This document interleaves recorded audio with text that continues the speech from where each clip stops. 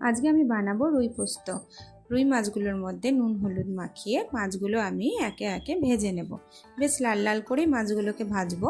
মাছগুলো ভাজা আমার হয়ে গেছে, এবার তুলে নেব।